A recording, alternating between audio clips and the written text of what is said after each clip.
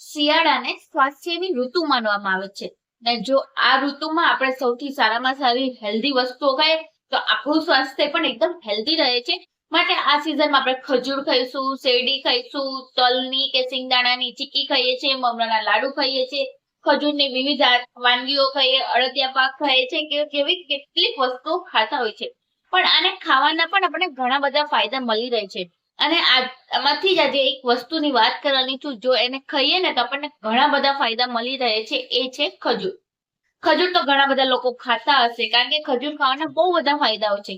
પણ આજે હું ખજૂર ખાવાના અમુક એવા ફાયદાની વાત કરીશ જે તમને ખબર નહીં હોય, અને એ ફાયદા જાણશો ને તો તમને પણ એવું થશે કે ના ના મારે તો ખજૂર ખાવો જોઈએ.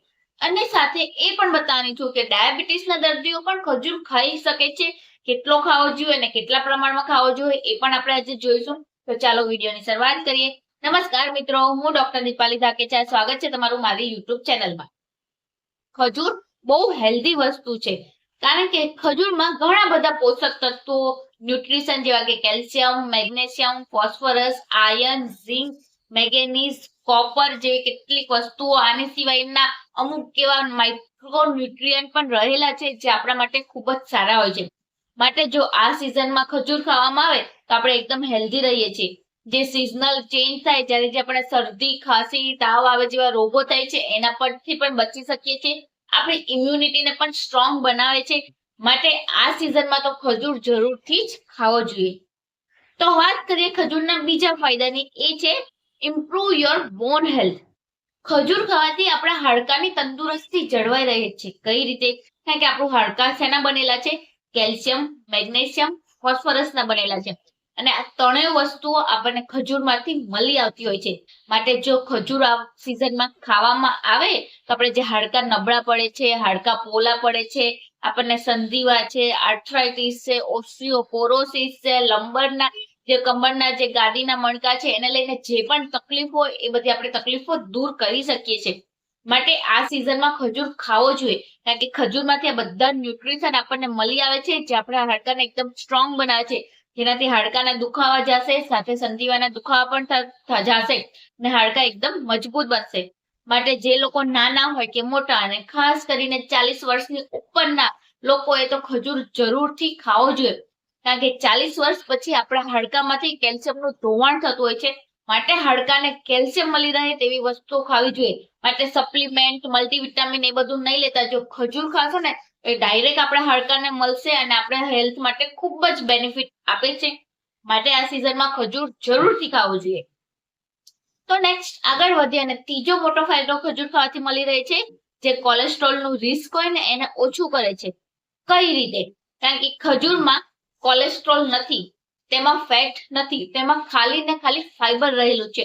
અને આ જે કોમ્પોનન્ટ છે ને એ જ આપણા શરીરમાં જે કોલેસ્ટ્રોલ, ખાસ કરીને જે એલડીએલ કોલેસ્ટ્રોલ, જેને સૌથી ખરાબ કોલેસ્ટ્રોલ કહેવામાં આવે છે, અને ટ્રાયગ્લિસરાઇડ, આ બંનેનું જે લેવલ હોય એને ઓછું કરવામાં મદદ કરે છે. આપણા શરીરમાં ગુડ કોલેસ્ટ્રોલ વધારે છે.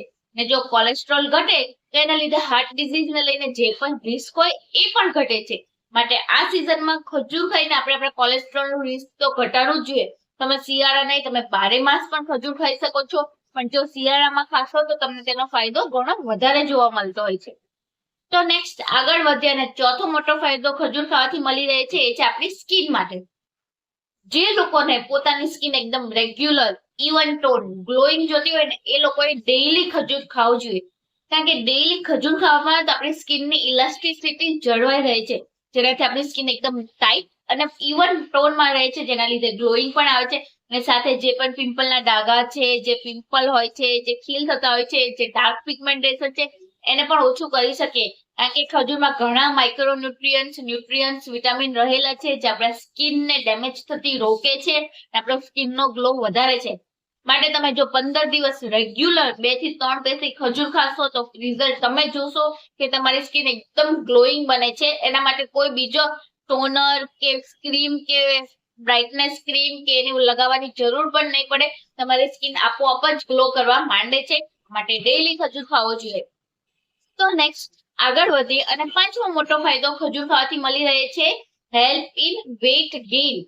જે લોકોને વજન વધારવું છે, જે લોકો માલન્યુટ્રિશન છે કે બહુ પતલા છે, અમારું વજન વધતું નથી, એ લોકો ખજૂર ખાઈને એનું હેલ્ધી રીતે વજન વધારી શકે છે.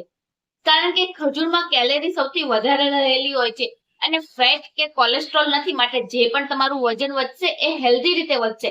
તો એના માટે તમારે શું કરવાનું ખબર, રાતે ગરમ પાણીમાં કે દૂધમાં 2 થી 3 પેસી ખજૂરને પલાળી દેવાનું, પછી સવારે એ ખજૂરને એમાં બરાબર ચોળીને એ દૂધ ગરમ કરવાનું, તેમાં તમે ડ્રાય ફ્રૂટ કે તમારે જે પણ વસ્તુ ઉમેરવું હોય વસ્તુ ઉમેરી લો અને આવી રીતે દૂધ પીવો. જો રેગ્યુલર તમે 1 મહિનો આવી રીતે દૂધ પીશો તો તમારું વજન વધી જશે. માટે તમારે કોઈને પણ બીજા કોઈ દવા કે સ્ટીરોઇડ કે કશી લેવાની જરૂર નથી. તમે આવી રીતે હેલ્ધી રીતે પણ તમારું વજન વધારી શકો છો. એના માટે ખાલી ને ખાલી ડેઈલી ખજૂર ખાવાની ટેવ પાડો. તો નેક્સ્ટ આગળ વધીએ અને છઠ્ઠો મોટો ફાયદો ખજૂર ખાવાથી મળી રહે છે, હેલ્પ ઇન બ્રેઇન ફંક્શન. આપણે જોતા આવીશું કે બાળકોની યાદશક્તિ ઓછી હોય છે, તો મમ્મી બાળકોને કોમ્પ્લેક્સ આપે કે હોર્લિક્સ આપે છે કે જેનાથી એની યાદશક્તિ વધી જાય. પણ મિત્રો આ એક વસ્તુ માર્કેટિંગ એડ છે કે જેમાં તમારા બાળકને યાદશક્તિ વધતી નથી, પણ બાળક ત્યાં ને ત્યાં રહે છે. જો તમારે તમારા બાળકની યાદશક્તિ વધારવી હોય તો તમે ડેઈલી એને ખજૂર અપાવો. કારણ કે જો ડેઈલી ખજૂર ખાવામાં આવે ને તો જે મગજમાં જે સોજો આવવાના જે ચાન્સીસ હોય છે એ ઓછા રહે છે. જે પ્લેક ફોર્મેશન આપણા બ્રેઇનમાં થાય એ નથી થતું, જેના લીધે મગજ એની કાર્યક્ષમતા વધારે સારી રીતે કરી શકે છે, જેનાથી યાદશક્તિ પણ સારી રહેશે, બાળકનો કોન્ફિડન્સ વધશે, બાળકને વાંચવામાં ધ્યાન પણ સરખી રીતે કેન્દ્રિત થાય છે. માટે જો તમે ડેઈલી ખજૂર આપો તો બાળકની યાદશક્તિ સારી રીતે વધી જાય છે. અને આવું જ ઓલ્ડ એજમાં પણ હોય છે કે જે લોકોને યાદશક્તિ ઓછી છે, વસ્તુ ક્યાં મૂકી છે યાદ નથી રહેતી, ભૂલાઈ જાય છે, અમુક અલ્ઝાઇમરની બીમારી વાળા પણ રોગો હોય છે કે જેની યાદશક્તિ એકદમ નબળી પડી ગઈ છે, એ લોકો પણ જો ડેઈલી ખજૂર ખાવામાં આવે તો એની યાદશક્તિ પાછી આવે છે અને એ લોકોને બધી વસ્તુ બરાબર યાદ પણ રહે છે. તો આના માટે ડેઈલી ખજૂર ખાવાની જરૂરથી ટેવ પાડો. તો મિત્રો આ તો આપણે જોયા ખજૂર ખાવાના ફાયદા. હવે આપણે વાત કરીએ કે ડાયાબિટીસના દર્દીઓ કઈ રીતે ખજૂર ખાવો જોઈએ.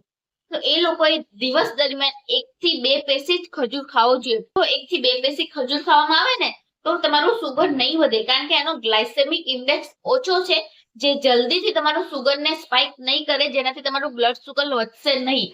પણ જો તમે 2 કરતા વધારે પેસી ખાશો, 4 થી 5 ખાઈ જાઓ કે એનાથી વધારે ખાઈ જાઓ તો આમાં કેલેરી વધારે છે, જેનાથી તમારું બ્લડ સુગર લેવલ વધી શકે છે. માટે જો તમારે ખાવો જોઈએ તો 1 થી 2 પેસી જ ખાઓ, અને એ પણ તમારા ડોક્ટરની સલાહ મુજબ જ ખાઓ. કારણ કે ડાયાબિટીસમાં પણ એ પણ જોવાનું હોય છે કે કેટલું રિસ્ક છે અને તમારું સુગર કેટલું મેનેજ થાય છે, જેના અકોર્ડિંગ તમને તમારા ડોક્ટર એડવાઇસ કરે છે. અને રેગ્યુલરમાં પણ જે લોકોને ખજૂર ખાવો છે, જેને ડાયાબિટીસ નથી, જે લોકોને કઈ પણ બીમારી નથી, એ લોકો મિનિમમ 3 થી 4 પેસી જ ખજૂર ખાવો જોઈએ. એનાથી વધારે ખજૂર ના ખાવો જોઈએ, કારણ કે એનાથી વધારે જો ખજૂર ખાશો ને તો તમારું વજન વધી શકે છે.